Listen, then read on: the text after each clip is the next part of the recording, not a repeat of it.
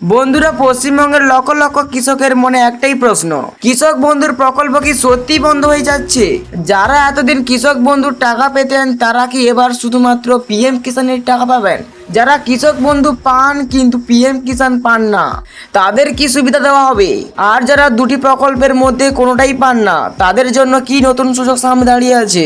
সবচেয়ে বড় প্রশ্ন, নতুন কৃষিমন্ত্রীর বক্তব্যের পর কেন রাজ্য জুড়ে এত আলোচনা শুরু হয়েছে? সোশ্যাল মিডিয়ায় বিভিন্ন ধরনের খবর ছড়িয়ে পড়ছে।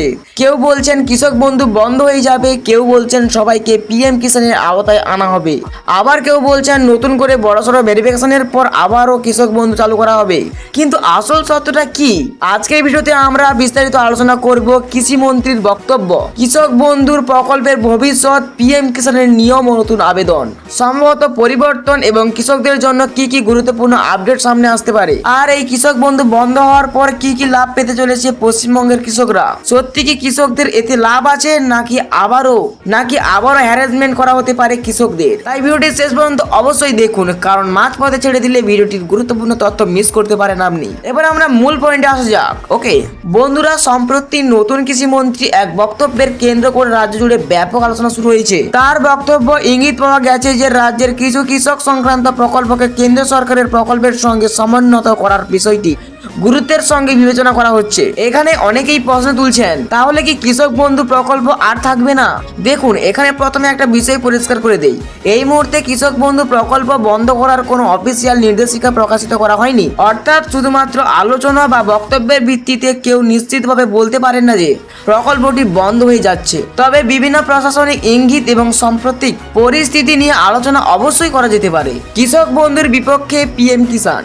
বর্তমানে কৃষক বন্ধু প্রকল্পের আওতায় পশ্চিমবঙ্গের বিপুল সংখ্যক কৃষক সুবিধা পান। অন্যদিকে পিএম কিষান প্রকল্পটি একটি কেন্দ্রীয় প্রকল্প, যেখানে নির্দিষ্ট শর্ত পূরণ করলে বছরে ৬,০০০ টাকা দেওয়া হবে। এখানেই বড় পার্থক্য, কারণ কৃষক বন্ধুর তুলনায় পিএম কিষানের নিয়ম অনেক বেশি কঠোর। অনেক কৃষক বন্ধুর টাকা পেলেও পিএম কিষানের জন্য যোগ্য নাও হতে পারে। কেন সবাই পিএম কিষান পাবেন না?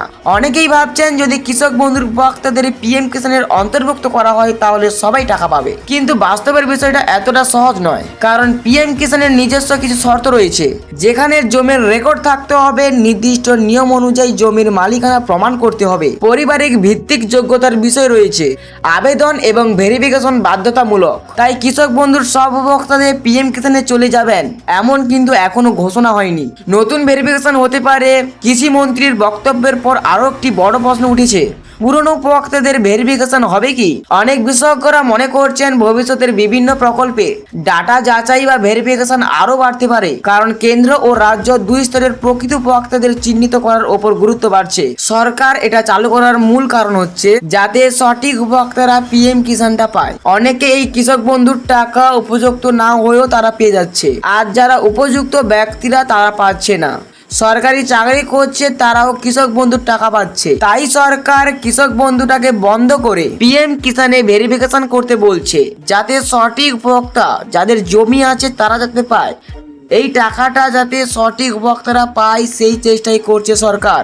আশা করি তোমরা বুঝতে পারবে যে এই প্রকল্পটি কেন বন্ধ করা হচ্ছে বা কেন পিএম কিষানটা চালু করা হচ্ছে। 20 জুনের কিস্তি নিয়ে বড় আপডেট। এখন অনেকেই আগ্রহী আছেন যে পিএম কিষানের পরবর্তী টাকা কবে পাবো। যারা ইতিমধ্যে পিএম কিষানের উপভোক্তা এবং সমস্ত ভেরিফিকেশন সম্পূর্ণ করেছে তারা নির্ধারিত সময়ে কিস্তির টাকা পাওয়ার আশা করতে পারেন। আর যারা এখন ভেরিফিকেশন করেননি তারা টাকার দিকে না দেখে ভেরিফিকেশনের দিকে সময় দিন। তবে যাদের এই কেওয়াইসি, আধার লিঙ্ক বা জমির নথির সমস্যা রয়েছে তাদের ক্ষেত্রে টাকা আটকে যেতে পারে। সুতরাং সবাইকে নিজেদের ডকুমেন্ট একবার যাচাই করে নেওয়ার পরামর্শ দেওয়া হচ্ছে। বিশেষ করে কৃষক বন্ধুর ভবিষ্যৎ নিয়ে কি বোঝা যাচ্ছে?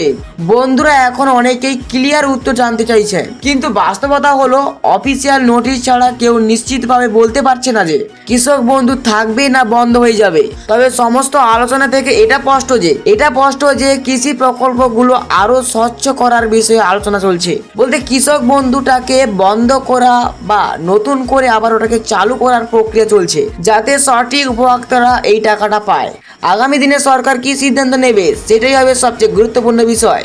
কৃষকদের জন্য পরামর্শ, যদি আপনি কৃষক বন্ধুর উপভোক্তা হন, জমির রেকর্ড আপডেট রাখুন, আধার ও মোবাইল নম্বর লিঙ্ক আছে কিনা সেটা দেখুন, পিএম কিষানের স্ট্যাটাস চেক করুন, কোনো গুজব শুনে আতঙ্কিত হবেন না, শুধুমাত্র অফিসিয়াল আপডেটের উপরে ভরসা রাখুন বা এই চ্যানেলটিকে নির্ভয় বিশ্বাস করে চ্যানেলটিকে সাবস্ক্রাইব করে রাখতে পারেন, কারণ এই চ্যানেল থেকে কোনো গুজব তথ্য রটাবে না, যেটা সঠিক বা যেটা হতে চলেছে সেটা নিয়ে আলোচনা হবে। ওকে, তাই অবশ্যই নিউজ বাংলা টিভিকে অবশ্যই সাবস্ক্রাইব করে রাখুন, কারণ এখানে সমস্ত প্রকল্প রিলেটেড আপডেট দেওয়া হবে। তো বন্ধুরা, আজকের ভিডিওতে আমরা আলোচনা করলাম কৃষক বন্ধুর প্রকল্পের ভবিষ্যৎ নিয়ে, পিএম কিষানের সম্ভবত গুরুত্ব বৃদ্ধি, নতুন ভেরিফিকেশনের সম্ভাবনা এবং কৃষকদের জন্য গুরুত্বপূর্ণ সতর্কতা। অফিসিয়াল নির্দেশিকা প্রকাশ হলেই আমরা সবার আগে সেই আপডেটটা আমাদের সামনে তুলে ধরবো। আর যদি এই রিলেটেড বা অন্য কোনো প্রকল্প রিলেটেড কোনো প্রশ্ন থাকে আপনার মনে, তবে অবশ্যই গ্রুপে মেসেজ করুন। গ্রুপের লিংক ডেসক্রিপশনে দেওয়া আছে, ওখানটায় জয়েন হয়ে আমাকে মেসেজ করবেন, আমি 1 ঘন্টার মধ্যে রিপ্লাই দেওয়ার চেষ্টা করব।